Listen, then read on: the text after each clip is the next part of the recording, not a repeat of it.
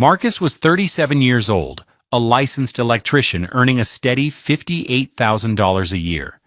And he knew, with the chilling certainty of a man who has touched a live wire, that his marriage was over. The feeling didn't arrive with a shout, but with a quiet, sickening hum in the back of his mind. It was the low-frequency dread he'd been living with for 6 years, ever since his mother-in-law, Loretta, had turned to his new bride at their own wedding reception. Her voice a stage whisper meant for the whole table to hear, and said, "Chloe, darling, I love you, but you just married your worst decision." The devastating situation wasn't just that single, exquisitely cruel sentence. It was the 6 years of echoes that followed. It was every holiday dinner in her $1.3 million River Oaks townhome. In every condescending question about his work, every time she introduced him as Chloe's husband, with a tone that suggested it was a temporary, unfortunate condition. Marcus, a man whose deep brown skin seemed to absorb the light and whose hands could rewire a city block, had learned to become small in her presence. He would smile his quiet smile, his broad shoulders hunched just slightly, a gesture of deference he hated himself for. He did it for Chloe. He did it because he loved his wife more than he loathed her mother. But the final, fatal shock came not from Loretta's mouth, but from a sterile piece of paper. A document that proved her contempt wasn't just a social poison, it was a financial one. She hadn't just insulted his pride, she had conspired to steal his future. Beyond, and as Marcus stood in the harsh fluorescent light of the county clerk's office, holding the proof of betrayal, the quiet hum of dread in his soul finally went silent. It was replaced by the cold, clear certainty of a circuit breaker tripping. The power had just been cut. He had no idea at the time, but in that sterile, quiet government building, he was about to make a decision of his own, one that would make Loretta's words taste like ash in her mouth. He had spent 6 years being their worst decision. Now they were about to find out what his best one looked like. Have you ever been made to feel small by someone who was supposed to be family? It's a unique kind of pain, one that carves you out from the inside. We'd love to hear your story in the comments below, because sharing can be the first step to taking your power back. The early years with Chloe were a study in contrasts. Their life together, in a modest but tidy 2-bedroom rental in Acres Homes, was built on a foundation of simple, tangible love. Marcus would leave for work at 5:30 a.m., but not before making a pot of coffee and leaving a single cup on Chloe's nightstand, exactly how she liked it. 2 sugars, a splash of cream. His work truck, a 2014 Ford F-150 with 150,000 miles on it, was filled with over $10,000 worth of tools he'd accumulated over a decade, each one paid for in cash. He was proud of what he built with his hands. Chloe, a graphic designer who worked from home, would pack his lunch, a turkey sandwich on wheat, an apple, and a small bag of chips, a daily ritual that cost maybe $4 but felt priceless. Their evenings were quiet.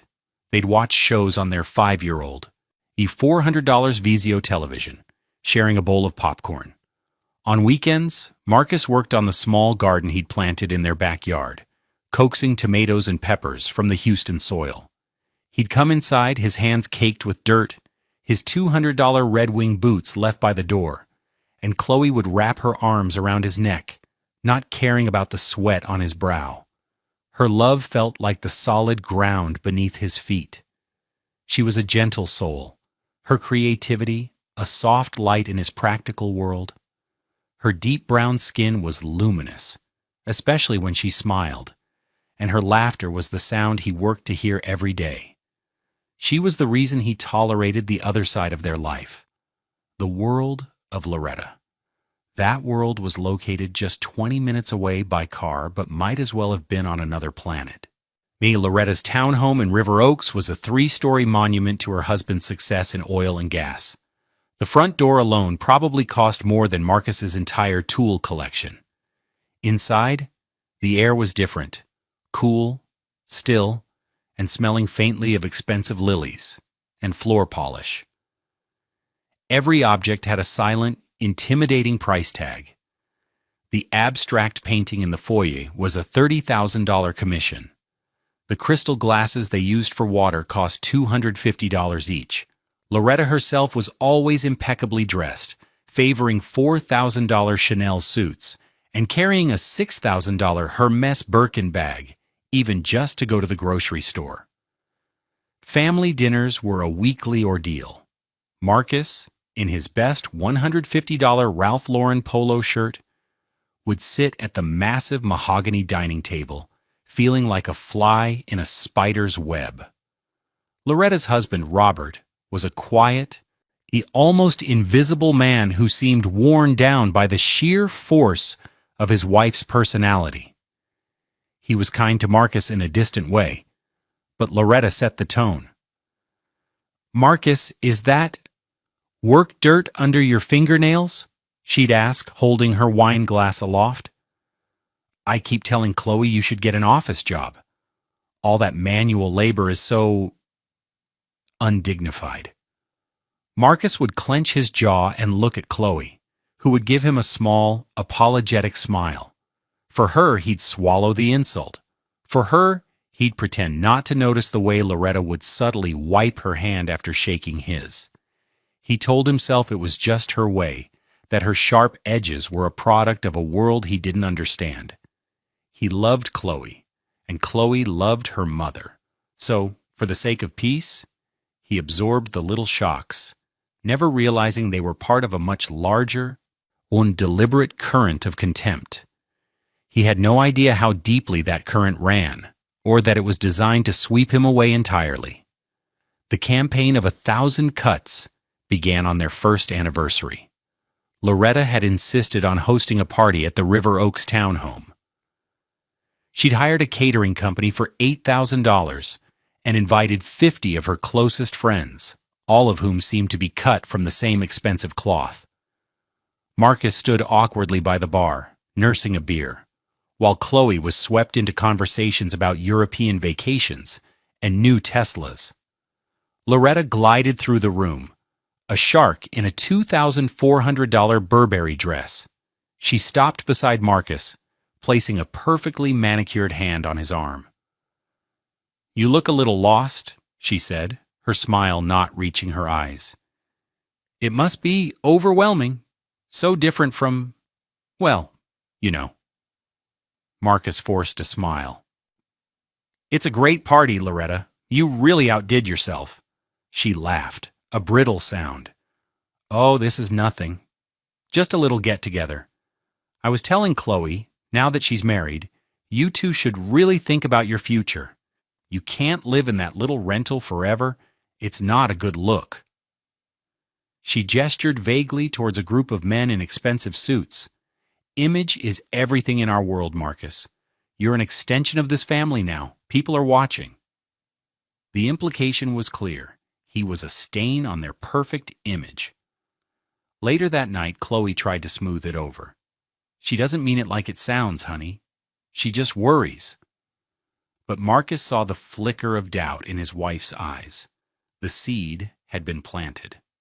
The second year, it was about his job. They were at another one of Loretta's dinner parties. One of her friends, a real estate mogul named Arthur, was talking about a new high-rise project. He turned to Marcus. "Loretta tells me you're in construction?" Before Marcus could answer, Loretta chimed in. "He's an electrician, a very hands-on one." She said the words hands-on, as if describing a communicable disease. Arthur nodded slowly.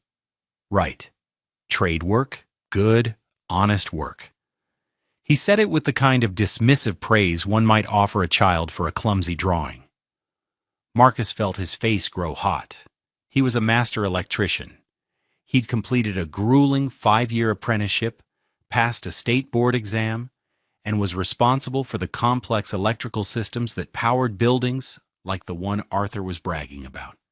He earned every cent of his $58,000 salary, often working 60-hour weeks. But in this room, Surrounded by men who made money by moving numbers on a screen, he was made to feel like a simple laborer. "It's a good trade," Marcus said, his voice level.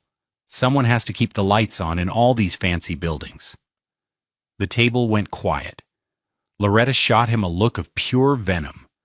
"Well, aren't you witty tonight?" she said, her voice dripping with ice. The conversation quickly moved on, leaving Marcus isolated once again. The humiliations grew bolder. By the 4th year of their marriage, Marcus and Chloe had saved up a respectable down payment for a house. It was mostly his savings, carefully squirreled away from side jobs he took on weekends, totaling nearly $40,000. They found a beautiful small starter home, a 1950s bungalow in the Garden Oaks neighborhood, listed for $280,000. It needed some work, but it was theirs. When they told Loretta, she didn't even pretend to be happy. They were sitting in her immaculate living room, on a white sofa that probably cost $15,000. "Garden Oaks?" she sniffed. "Chloe, darling, that's practically the suburbs." "And a fixer-upper? Marcus, can you even afford the mortgage on your salary?" She drew out the word salary as if it were a foreign, unpleasant term. "We can, Loretta," Marcus said firmly. "We've saved, and we've been pre-approved." "Pre-approved?" she scoffed. "That doesn't mean anything. What you two need is a proper home, something with a good address." She leaned forward, her eyes gleaming. "I have an idea. Your father and I have been meaning to invest in more property. What if we help you? We could buy a place, a nice townhome near us, and you could live there. It would be a family asset." Chloe's eyes lit up. "Oh, Mommy, would you?" Marcus felt a cold knot tighten in his stomach. "Loretta, we want to buy our own place, something that's ours." "Don't be silly, Marcus," Loretta said, waving a dismissive hand. "This is a much smarter financial decision. You wouldn't have to worry about a mortgage. We'll put it in a family LLC. It protects the asset. It's just smart business." He saw the trap immediately. It wouldn't be their home. It would be hers. Another tool for her to control them. "No," he said, the word coming out sharper than he intended. "Thank you for the offer, Loretta, but no. We're buying the bungalow." Loretta's face hardened. She turned to her daughter, her voice softening into a manipulative purr. "Chloe, honey, don't you see? He's letting his pride get in the way of a wonderful opportunity. This is about setting you up for life, not about his feelings." Chloe looked from her mother to her husband, her expression torn. "He's right, Mom. We want to do this on our own." They bought the bungalow, but it was a hollow victory. Loretta's disapproval hung over it like a storm cloud. She would visit and point out every flaw. "That crack in the ceiling is just dreadful." "Are you sure the wiring is safe, Marcus? Maybe you should hire a professional." It was a constant, grinding assault on his competence, his manhood, his worth. The final, most vicious betrayal came during their 6th year of marriage. The bungalow they had bought for $280,000 was now, and thanks to a booming market and the sweat equity Marcus had poured into it, a new kitchen he'd installed himself for $15,000 in materials, a completely rewired electrical system, a landscaped backyard, worth nearly $500,000. They had over $214,000 in equity. It was their nest egg, their future. It was the tangible proof that Marcus had been a good decision, not a bad one. One Tuesday, Chloe came home from having lunch with her mother, looking pale and anxious. She sat Marcus down at the very kitchen table he had built. "Honey," she began, twisting a napkin in her hands, "Mom and I were talking today about finances." Marcus felt the familiar dread. "Okay." "Dad hasn't been well," she said, which was true. Robert's health was declining. and Mom is worried about protecting their assets for the future. But for us, protecting them from what? Estate taxes, creditors, all sorts of things. Her financial advisor suggested they move more assets into family LLCs. It's the smart thing to do. She paused, taking a shaky breath. She wants us to put the house into one of the LLCs. Marcus stared at her. Chloe, no. We've been over this. This house is ours. It's in both our names. He had made a point of that when they bought it, a symbol of their partnership, or so he thought. I know, she said quickly. But it's just a legal structure, baby. Nothing would change. We'd still live here. It just protects the equity. For us. Mom said it's the only way to make sure her inheritance is secure. And since this house is part of our financial picture, it needs to be included. It's for our family. It's for her family, Marcus corrected, his voice dangerously quiet. It's about her control. That's not fair, Chloe cried, tears welling in her eyes.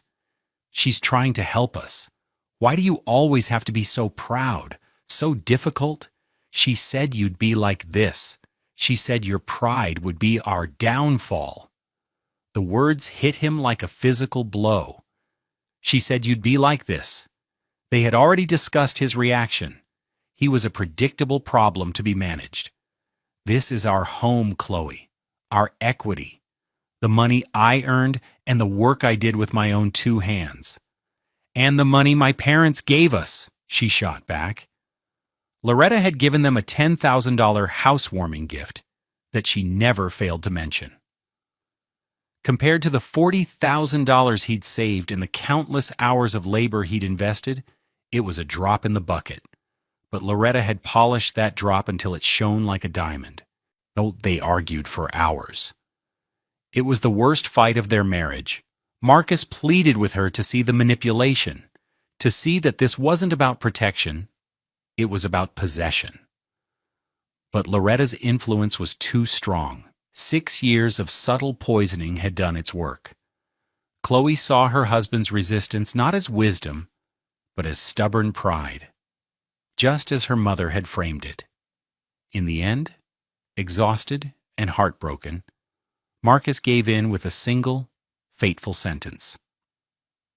I will not sign anything that puts my home in your mother's control. He believed that was the end of it. He believed his wife, despite her weakness, would never go behind his back. He had no idea how wrong he was. The call came on a Wednesday afternoon at 2:17 p.m. Marcus was on a job site, rewiring a commercial kitchen in a new restaurant downtown. His phone buzzed in his pocket. It was an unknown number with a local area code. He almost ignored it, but something made him answer. Is this Marcus Thorne? A professional-sounding female voice asked. This is he. Mr. Thorne, my name is Sarah Jenkins. I'm a loan processor with Apex Title Company. We're handling a home equity line of credit application for you, and we've run into a bit of a snag with the title search. Marcus pulled a glove off with his teeth, confused. A line of credit? I haven't applied for any line of credit? There was a pause on the other end. Oh. Well, this application is for the property at 1254 Cedar Creek Drive. The application is under the name of the Ashwood Holdings LLC. The name meant nothing to him. That's my address, but I don't know anything about that LLC. My wife and I own that home. I see, Sarah said, her voice now cautious. Well, that's the first issue. The title on record was transferred to Ashwood Holdings LLC 6 months ago. The second issue is that the original deed we have on file from the purchase lists the grantee as Marcus Thorne, a single man. Another pause. But the transfer deed to the LLC is signed only by a Chloe Thorne. We flagged it because there's a discrepancy. We can't proceed without clarifying the chain of title. We need your signature on a quitclaim, or we need to understand why you weren't on the transfer. The noise of the construction site faded away. The buzz of a sawzall, the clang of metal, the shouts of other workers. It all dissolved into a low hum in his ears. Marcus Thorne, a single man. He remembered it clearly. He had bought the house a week before their wedding. His mortgage broker had advised it would be simpler to get the loan approved on his credit alone, and they could add Chloe to the deed later. They had signed the papers to add her name a month after the wedding. He was sure of it. Transferred to Ashwood Holdings, LLC 6 months ago. Signed only by a Chloe Thorne. The fight. The argument where he had said, "I will not sign anything." "Mr. Thorne, are you still there?" "Yeah," Marcus said, his voice a rasp. "I'm here." "Can you email me what you have?" "Of course. What's your email address?" He gave it to her, his hand trembling slightly as he hung up.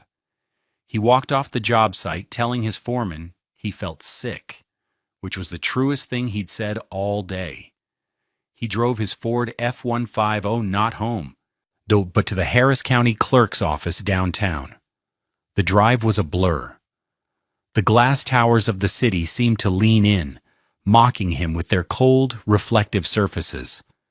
They were Loretta's world, not his. At 3:42 p.m., he was standing at a public records terminal, his heart pounding against his ribs. He typed in his own address. The screen populated with a list of documents. There it was, Deed of Trust 2018, Grantee Marcus Thorne. Good. Then another one. Special Warranty Deed 2018, the one adding Chloe. He clicked on it. His signature was there, beside hers. He felt a moment of relief. Then he saw the next entry, dated 7 months ago. Special Warranty Deed. He clicked the link. The document loaded, a scanned image of the official paper. His blood ran cold. The grantor, Chloe Thorne. A married woman. The grantee, Ashwood Holdings, LLC. And at the bottom, a single, elegant signature, Chloe's. His was nowhere to be found. They had gone behind his back. Chloe had signed away their home, his home, based on a lie from her mother. But the lie was deeper than he imagined. He scrolled back to the deed where he'd added her name. He looked closely at the date. Then he looked at the date on the new deed to the LLC. He realized Sarah from the title company had been wrong about one thing. Chloe hadn't signed as a married woman acting alone. She had found a notary, likely one of her mother's connections, who had looked at the original deed, the one that said Marcus Thorne, a single man, and ignored the subsequent deed adding Chloe. Or perhaps they had hidden that second deed. And they had structured the transfer as if Chloe were the sole owner, a lie built on a half-truth, and pushed it through. They had gambled that no one would ever look closely. They had gambled that Marcus, the simple electrician, was too stupid to ever find out. He printed a copy of the deed to the LLC. The paper felt strangely heavy in his hand, thick with the weight of the betrayal. He paid the $2 fee in cash, his movements stiff and robotic. He walked out of the building into the humid Houston air, the sun obscured by gathering rain clouds. He felt a single, cold drop hit his cheek. Or maybe it was a tear. He couldn't tell the difference. In that moment, the man who had loved Chloe with a quiet, steady devotion was gone. In his place was a man with a piece of paper, a cold fury, and a very, very clear purpose. The hardest part was going home. The bungalow he had poured his soul into now felt like a crime scene. Every nail he had hammered, every wall he had painted seemed to mock him. He walked through the door at 6:15 p.m. to the smell of his favorite meal, smothered pork chops. Chloe was in the kitchen, humming along to the radio. She was wearing one of his old T-shirts, her beautiful, coily hair tied up in a colorful scarf. She looked like the woman he had fallen in love with. She was a stranger. "Hey, baby," she said, turning to kiss him. Her lips were warm. He felt nothing. "You're home late. Tough day?" "Yeah," he said, his voice carefully neutral. "Long one." He put his keys, worn smooth from years of use, into the $20 ceramic bowl they kept on the entryway table. Beside it was a framed photo of their wedding day. They both looked so happy, so naive. Something came up. He had to play dumb. He knew it instinctively. Any confrontation now would only give them time to cover their tracks, to lawyer up, to spin a new web of lies. Loretta had underestimated him his entire life. He needed her to keep underestimating him just a little while longer. That night, as they lay in their bed, a sturdy oak frame he'd bought for $800 after they first moved in, Chloe snuggled against him. "Is everything okay, Marcus? You seem quiet." He stared at the ceiling, at the faint shadows cast by the streetlights outside. "Just tired, thinking about a big project at work." It was a lie, the first of many he would have to tell. Each one felt like a small betrayal of the man he used to be, but they were necessary. He was gathering ammunition. A week later, Loretta called to invite them to Sunday dinner. It was a command, not an invitation. Marcus went, the printed deed folded neatly in the inside pocket of his jacket, a cold reminder against his chest. He sat at the mahogany table, eating a $200 roast beef that tasted like sawdust, and listened to Loretta talk. "I was just on the phone with our financial advisor, Bernard," she announced to the table, though her words were clearly aimed at Marcus. "He is so brilliant. He was just saying how glad he is that we got all our assets properly structured. He says the market is volatile, and the only people who will be safe are the ones who planned ahead." She looked directly at Marcus, a smug, knowing smile on her face. "It pays to listen to experts, doesn't it?" "It sure does," Marcus said, meeting her gaze. He took a slow sip of water from the $250 crystal glass. "Smart planning is everything." He saw a flicker of surprise in her eyes at his easy agreement. She had expected a fight. He gave her a placid smile instead. Chloe reached for his hand under the table, squeezing it in gratitude. She thought he was finally coming around. He squeezed back, a hollow gesture. The next phase of his plan required him to become an actor. He needed more evidence, specifically about the LLC. One evening, feigning curiosity, he brought it up with Chloe. They were washing dishes together, a familiar domestic ritual that now felt like a scene from a play. "You know," he started, scrubbing a plate with more force than necessary, "I was thinking about what your mom said, about that LLC. Ashwood Holdings, was it?" Chloe stiffened. "Oh, yes? Why?" "I was just curious how it works. Is it complicated? All that legal stuff is way over my head." He played the part she and her mother had cast for him, the simple, clueless husband. It worked. Chloe, relieved, began to explain. "Oh, it's not that bad. Mom's lawyer handled everything, a man named Mr. Sterling. He just drew up the papers, and I had to go to a notary and sign them. It links the house to Mom's main family trust. It's really just for tax purposes." "Sterling," Marcus repeated, filing the name away. "And he set up the LLC?" "Yes, he handles all of their corporate filings. He's been with the family for years." She smiled, believing she was educating him. "See? It's all very professional. Nothing to worry about." "Nothing to worry about," Marcus echoed. He had a name. Hey, he had a motive, linking it to the family trust. He had the deed. The pieces were coming together. The final piece of evidence came from an unexpected source.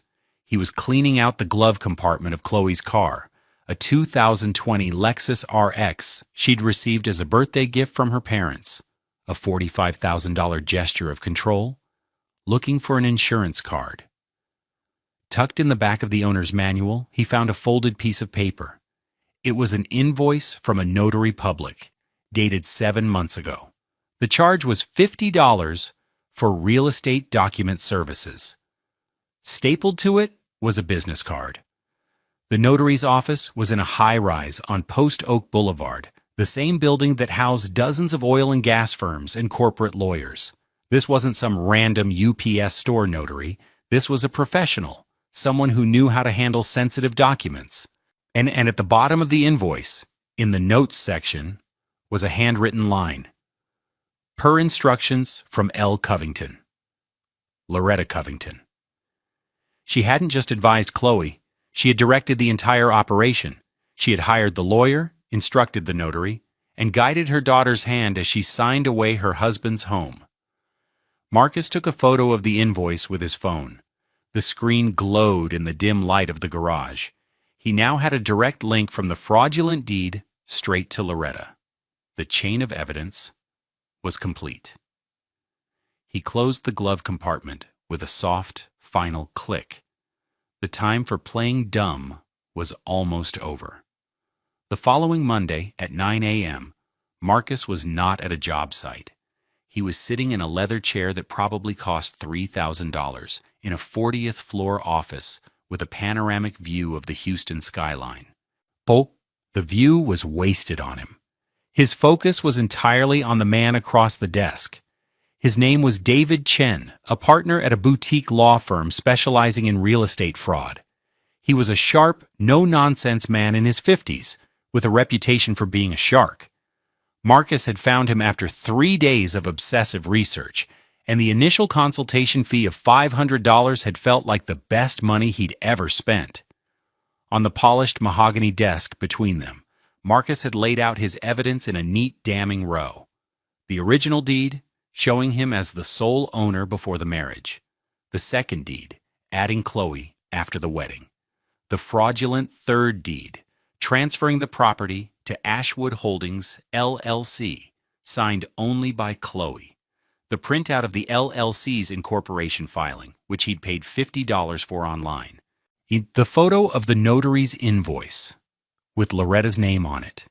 David Chen, who billed at a formidable $850 per hour, examined each document with a focused intensity.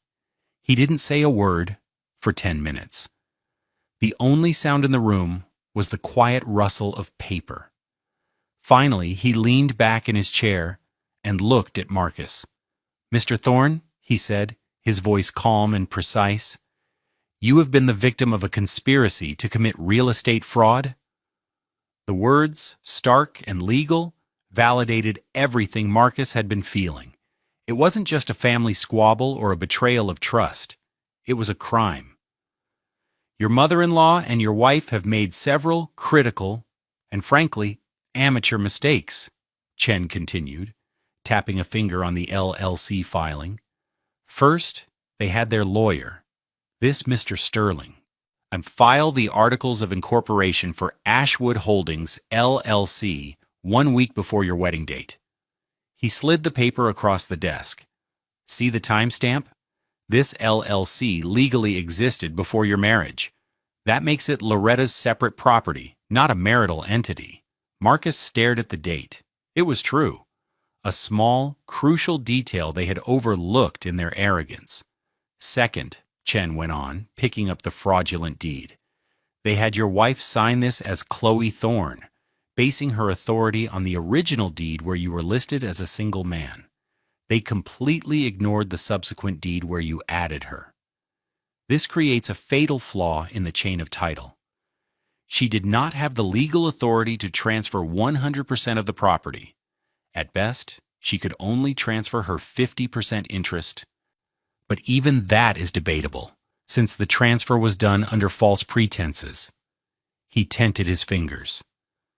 "But here is the most important part. The ace up your sleeve." He held up the very first deed. "You purchased this property as a single man. It was your separate property before you married.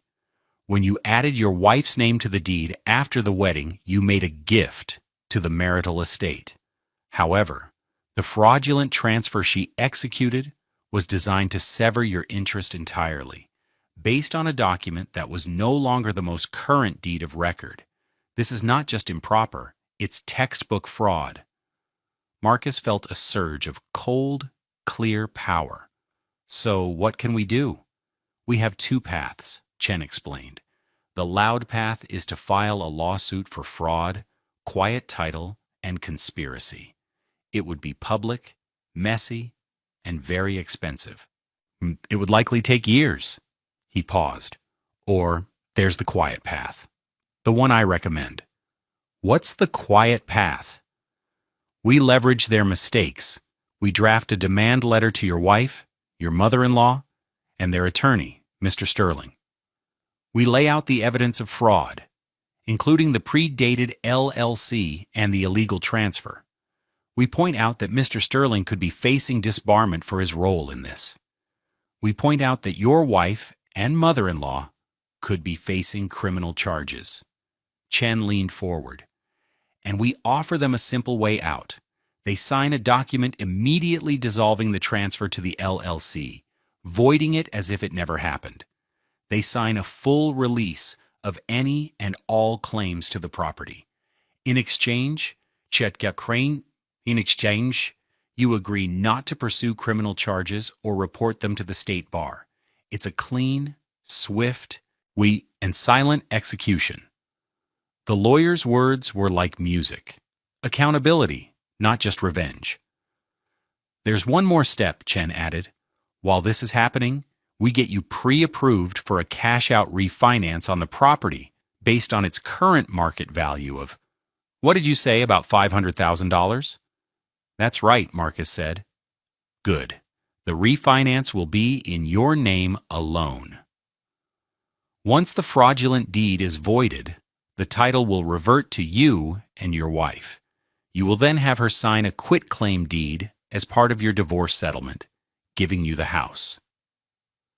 The cash from the refinance will be used to buy out her 50% share of the marital equity, the equity accumulated after you added her to the deed.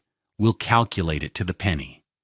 It will be fair, it will be legal, and it will be final. You will walk away with the house, a new mortgage in your name, and your freedom. They will walk away with their reputations intact, which, I suspect, is the only thing they truly value. Marcus thought about the $214,000 in equity. Giving half of it to Chloe felt like rewarding her for the betrayal. He voiced his concern. Chen nodded. I understand. But the law sees that marital equity as shared. By offering her the buyout, you are taking the high ground. You are being scrupulously fair, which makes you unimpeachable. It removes any argument she could have in a divorce proceeding. We're not just winning the battle. We're winning the war in a way that can never be questioned. He named his retainer, a flat fee of $25,000 to handle everything. It was half of Marcus's life savings, but it was a small price to pay to reclaim his life. Do it, Marcus said, his voice firm. Let's take the quiet path. He wrote the check for the $25,000 retainer right then and there. As he signed his name, his hand was perfectly steady. For the first time in 6 years, he felt the solid ground beneath his feet again. He was no longer the victim. He was the strategist, and they had no idea what was coming. The strike was not a single, dramatic explosion. It was a series of quiet, precise, and devastatingly effective actions, executed over the course of 1 week. It began on a Tuesday morning at 10 a.m. sharp. While Marcus was on a job site installing a $15,000 custom lighting system in a River Oaks mansion not 5 blocks from Loretta's townhome, David Chen was setting the plan in motion. 3 identical letters were sent out via certified mail with return receipt requested. One was addressed to Chloe Thorne at their home in Garden Oaks. One was addressed to Loretta Covington at her townhome in River Oaks. The third and most potent was addressed to Mr. Franklin Sterling at his law office on Post Oak Boulevard. The letter was a masterpiece of legal intimidation, 3 pages of cold, hard facts. It began politely, referencing the purported transfer of the property at 1254 Cedar Creek Drive. It then methodically laid out the undisputed timeline, Marcus's purchase as a single man, the creation of the Ashwood Holdings LLC before the marriage, and the subsequent fraudulent transfer signed only by Chloe, based on an outdated deed. It cited the specific Texas statutes that had been violated regarding fraudulent conveyance and securing execution of a document by deception. A paragraph in the middle of the second page was dedicated to Mr. Sterling. It noted his professional obligation to verify the chain of title and the signing authority of the grantor. It pointed out that his participation in a transaction based on a superseded deed, especially when the LLC's creation date so clearly indicated a scheme to circumvent marital property laws, constituted a severe breach of ethical duty. The letter mentioned, in passing, the State Bar of Texas Grievance Committee. The final page contained the offer, which was presented as a non-negotiable demand. The recipients had 72 hours to sign the attached deed of rescission and release.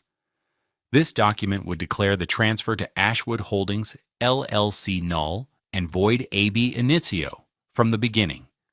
It would also release any and all future claims on the property by Chloe, Loretta, or any of their affiliated entities. The letter concluded by stating that if the signed documents were not on David Chen's desk by the deadline, his office was fully prepared to file a civil petition for fraud and to forward our findings to the Harris County District Attorney's Office for their review. The first reaction came from Chloe. She had been home when the mail carrier arrived, requiring her signature for the certified letter. Marcus had arranged to be out of the house, working late. At 2:48 p.m., his phone started vibrating. It was Chloe. He let it go to voicemail. Her message was breathless and confused. "Marcus? Hi, baby. I just got this really weird letter from a lawyer. Some guy named David Chen. It's about the house. It's full of all this legal stuff I don't understand. Something about fraud. It must be a mistake. Call me back as soon as you get this. It's really scary."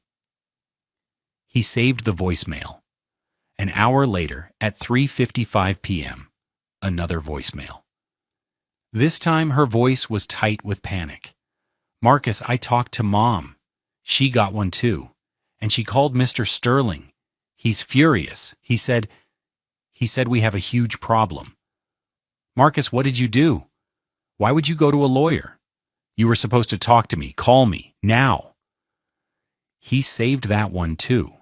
The shift from confusion to accusation was telling. The main event, however, was Loretta. Marcus could only imagine the scene when the certified letter arrived at the $1.3 million townhome, interrupting her afternoon routine of phone calls and online shopping. Her reaction was not a voicemail.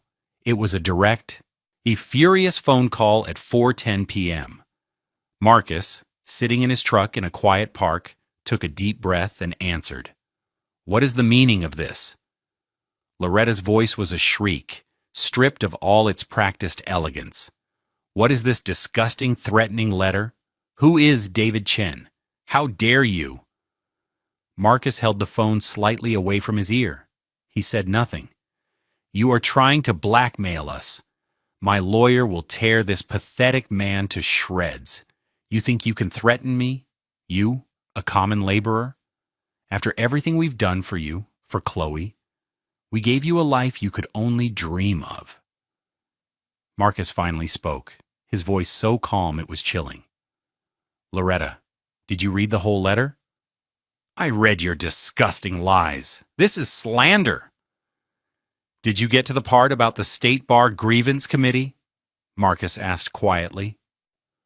"Or the part about the district attorney's office? I'm told real estate fraud is a state jail felony in Texas?" There was a sudden, sharp silence on the other end of the line. He could hear her breathing, ragged and fast. She had been prepared for a shouting match, for him to be emotional and irrational. She was not prepared for this cold, surgical precision.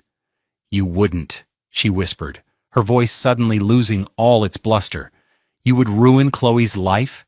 You would send your own wife's mother to jail?"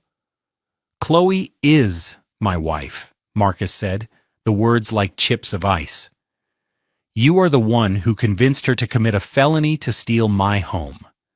You are the one who put her in this position. You told her I was her worst decision. You have 6 years of contempt to answer for, Loretta. This is the bill," he continued, his voice unwavering. "My lawyer, Mr. Chen, is not pathetic. He is very, very good at his job. And he has advised me that you have a simple choice. You can sign the papers, and this all goes away quietly. Or you can refuse. And we can all find out just how brilliant Mr. Sterling is when he's trying to defend the indefensible in a court of law and in front of a disciplinary board. The choice is yours. You have until Friday at 10 a.m. He hung up the phone. He didn't wait for a reply. The silence in his truck was absolute. The power dynamic, so carefully cultivated by Loretta over 6 long years, had just been reversed with a single 15-minute phone call. The final piece of the strike was the signature. On Friday morning at 9:30 a.m., a full 30 minutes before the deadline, a courier delivered a package to David Chen's office. It contained the rescission documents, signed by Chloe, Loretta, and a very humbled Franklin Sterling. At 11 a.m., Marcus walked into a title company office, a different one, vetted by Chen, and sat down at a long, empty table. In front of him was a stack of documents for his new cash-out refinance loan. The loan was for $350,000 in his name only. The loan officer pointed to the final signature line on the new deed. It listed the grantee as Marcus Thorne, a single man. He picked up the pen. The ink flowed smoothly, a dark, definitive line. It was the quietest, most powerful word he had ever spoken. The consequences did not arrive all at once. They cascaded one after another, like a row of dominoes set in motion by the stroke of his pen. The first to fall was the legal structure Loretta had so arrogantly constructed. The moment the signed deed of rescission was filed with the Harris County Clerk, Ashwood Holdings LLC lost its only asset. The transfer was legally voided, erased from the public record as if it had never existed. The LLC, which Loretta had created for the sole purpose of capturing Marcus's home, was now an empty shell, a monument to her failed scheme. David Chen later discovered that Loretta's husband, Robert, upon learning of the fraud and the near-criminal exposure, had forced her to dissolve the LLC entirely. The cost of setting it up and then dissolving it, including Mr. Sterling's fees, was estimated at around $15,000, a small but satisfying financial sting. The second consequence was the clawback of the equity. The house, which had reverted to joint ownership between Marcus and Chloe for a brief, technical moment, was now his. As part of their immediate divorce proceedings, which Chloe did not contest, the marital equity had to be divided. The house was appraised at $502,000. Their original mortgage balance was $240,000. The total equity was $262,000. However, Chen argued successfully that Marcus's original $40,000 down payment was his separate property. That left $222,000 in true marital equity to be split. Chloe's share was $111,000. This amount was paid to her directly from the proceeds of Marcus's new $350,000 mortgage. She received a check, and in return she signed the final quitclaim deed, extinguishing her name from the title forever. For Loretta, this was the ultimate defeat. The $214,000 in equity she had tried to steal for her family trust was gone. More than she had been forced to watch as over $100,000 of it was handed over, legally and fairly, because of the very scheme she had concocted. The third consequence was perhaps the most personal for Loretta. Her husband, Robert, was a quiet man, but he was not a fool. when he learned the full extent of Loretta's deception from a furious David Chen, who made sure to inadvertently copy Robert on a follow-up email, he was appalled, not just at the fraud, but at the risk she had exposed the entire family to. He saw that her obsession with social standing and control had nearly led to criminal charges and public disgrace.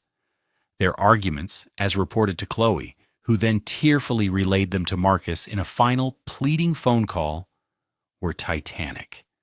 A month after the divorce was finalized, Chloe told Marcus that her father had called his own attorney and made a significant change to his will. Loretta was not disinherited entirely, but she was removed as the primary executor of his substantial estate. More pointedly, a specific clause was added, stating that any assets designated for Chloe would be placed in a trust managed not by Loretta, but by a neutral third-party bank. Robert had lost all faith in his wife's judgment. He had, in his own quiet way, taken Marcus's side. Loretta had lost control over her daughter's financial future, the very thing she claimed to be protecting. The price tag on that loss was immeasurable. The social fallout was just as severe. News in a place like River Oaks travels through whispers. Though the details were kept private, the sudden divorce, the dissolution of the LLC, and the whispers of a near disbarment for a well-known lawyer were enough to create a story. Loretta's friends noticed her strained appearance at charity luncheons. They saw the cracks in her perfect facade. Her power, which was built on an image of untouchable success and savvy, was diminished. She had been outmaneuvered by the one person she had dismissed as insignificant. The common laborer had proven to be the smarter strategist. The humiliation was a private, burning shame she had to live with every day. For Chloe, the consequences were a sad, quiet unraveling. She took the $111,000 and moved into a small, generic apartment complex. She had the money, but she had lost her home, her husband, and her moral compass. The man who made her coffee every morning was gone. The simple, authentic life she'd had was replaced by a sterile existence, caught between a mother she could no longer fully trust and a husband she had irrevocably betrayed. Marcus heard from a mutual acquaintance that she had stopped taking her mother's calls for a while, a small rebellion that came 6 years too late. Their love story was the final casualty, a tragic and unnecessary loss. Marcus mourned the woman he had married, but he could not forgive the woman she had become. 2 years passed. The rain of that awful discovery had long since given way to the steady, warm Houston sunlight. Marcus's life had been rebuilt, not on the shifting sands of someone else's approval, but on a foundation of his own making. The house on Cedar Creek Drive was no longer just a structure of wood and nails. It was his sanctuary. The garden in the backyard was thriving, overflowing with tomatoes, okra, and peppers. The scent of turned earth and growing things was the first thing he smelled in the morning. He had kept the house, but he had transformed it. The new mortgage payment was higher, but manageable. He had taken on more side work, his reputation for quality and integrity spreading by word of mouth. His income had increased to over $75,000 a year. But the most significant change was not financial.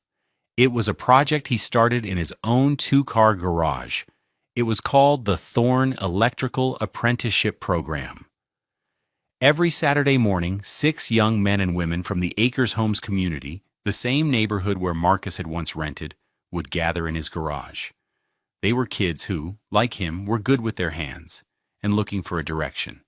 He had invested $5,000 of his own money to buy them each a basic toolkit, a Klein tool set that cost about $300 each, and a copy of the National Electrical Code. He taught them the difference between amperage and voltage, how to bend conduit, how to read a schematic. He taught them the physics behind the work, but more than that, he taught them the pride of the trade. He showed them that building something tangible, something real, had a worth that couldn't be measured by a stock portfolio or a fancy address. He was giving them not just a skill, but a future. He saw the same spark of potential in their eyes that a teacher had once seen in his. The program was his true resolution, his way of turning the poison of Loretta's contempt into medicine for his community. One crisp Saturday in October, while as he was showing a young woman named Keisha how to wire a three-way switch, a sleek white BMW 3 Series, a car that cost at least $43,000, pulled up to the curb. Loretta stepped out. She looked older, smaller. The designer suit she wore, a pale gray Chanel knockoff, seemed to hang on her. She stood on the sidewalk, watching the activity in the garage, a place of honest work and loud, happy chatter. Marcus saw her but didn't stop what he was doing.